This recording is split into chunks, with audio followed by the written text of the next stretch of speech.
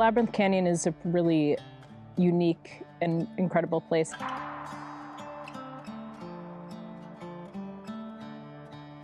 It is a stretch of flat water river where you can get a real wilderness experience.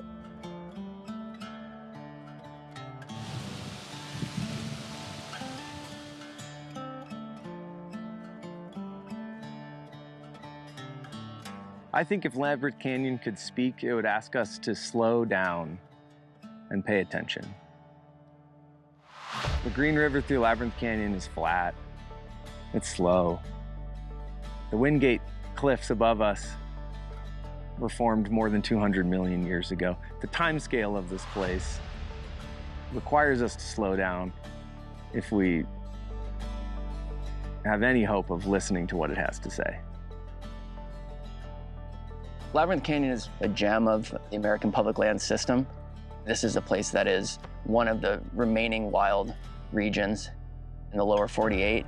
What we're trying to do is maintain that character of this landscape, a place where you can go and experience wild nature as it's always been. The Green River, the Labyrinth stretch, it gives me like a different sense of place. My first time, it was quiet for a while, but then there was like one point where I was just like, what is that noise? And you're like, oh, it's those OHVs. And I'm like, wow, like did they make it down this far? In Utah in general, visitation has really exploded.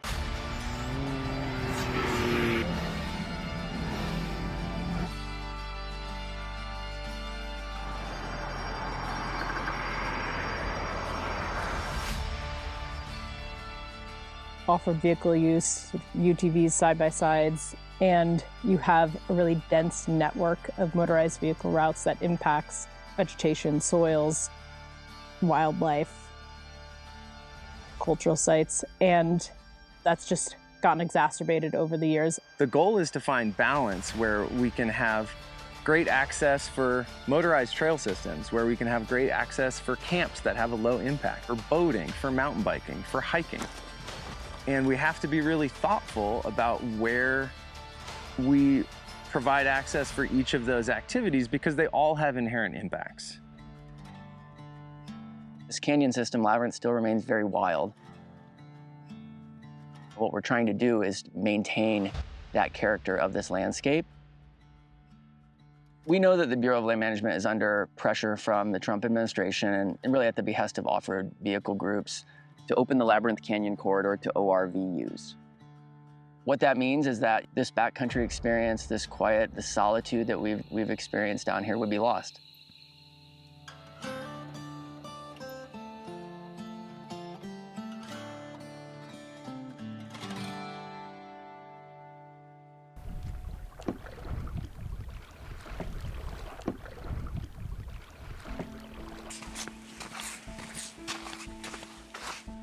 So it's a bit of history in terms of how we got here. In 2008, the Bureau of Land Management issued a resource management plan and associated travel management plan that blanketed the Labyrinth Canyon, Gemini Bridges area in more than 1,200 miles of off-road vehicle routes. And when we're talking about routes, we're not talking about the big graded dirt roads that you see. What we're talking about is the unmaintained 2 tracks through the desert. And this route network, this system was never intentionally developed for the uses that it's seeing now. It was not built with recreational off-road vehicle use in mind. It was the result of mineral exploration where it was legal to literally drive cross-country wherever you wanted. And so 2008 was the first time that the agency actually moved to a system of designated routes and said you have to stay on the routes that are designated. And what may have worked in 1990 or in 2000 or even 2010 doesn't necessarily work today. A lot of these routes are sort of redundant in that they're multiple routes to the same places. They really didn't look at impacts to cultural sites, wildlife habitat. It really was just taking any route that existed on the ground and designated it for that use. SUA, a number of other environmental groups, sued the BLM.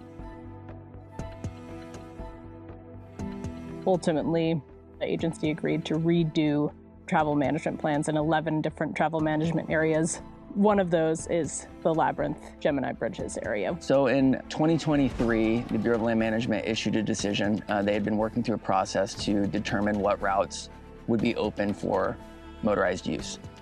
What routes had an important purpose, what went to trailheads, what were high use areas, and looking at the whole landscape and trying to figure out, where do you want to prioritize motorized use and where do you want to sort of preserve the backcountry experience, preserve the wild essence of the landscape. And so as it pertains to Labyrinth Canyon, the BLM closed just under 40 miles of routes that were leading directly into the river corridor. And the agency still designated 800 plus miles of routes in this relatively small area.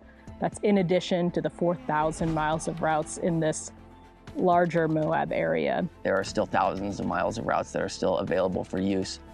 So if the BLM reverses course and changes their decision, then you would suddenly have UTVs, ATVs, Jeeps down in the river system.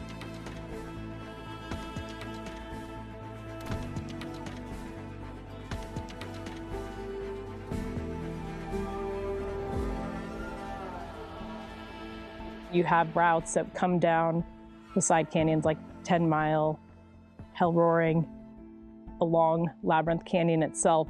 When you're on day 3 of your quiet float and you come across some of these routes that are open, you have people driving through riparian vegetation and just having an overall impact on what is and should be a real backcountry wilderness experience.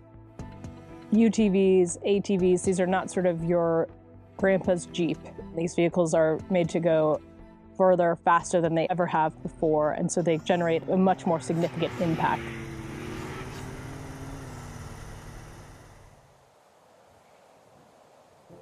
If we can't see and understand the values of protecting a place like Labyrinth Canyon, what dignity do we have to protect anything at all?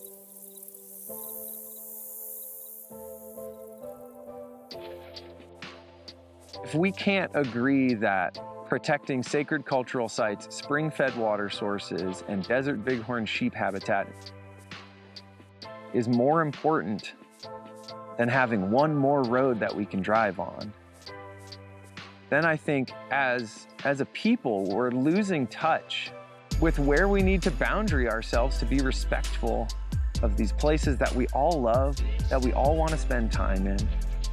Visiting new spaces, hiking new trails, and just seeing the landscape from a point of view that many people don't get to see. That's a really great privilege. In my culture, when I visit a river, I ask for blessings, I say my prayers, and in return, I give my offering.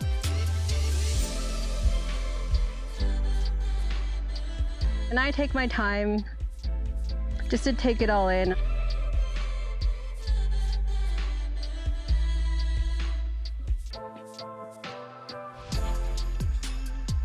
Public lands are under attack more than they've ever been. Now is the time more than ever for us to become engaged as stakeholders and as citizens of the planet. And as much as it's easy to be cynical about decision-making on public lands, the reality is the people who show up make a difference. If you want to see a place like Labyrinth Canyon remain wild and remain quiet and provide these wilderness opportunities, you have to be involved. The time is now to speak up and make sure your voice is heard, because if you don't expect that somebody else is going to.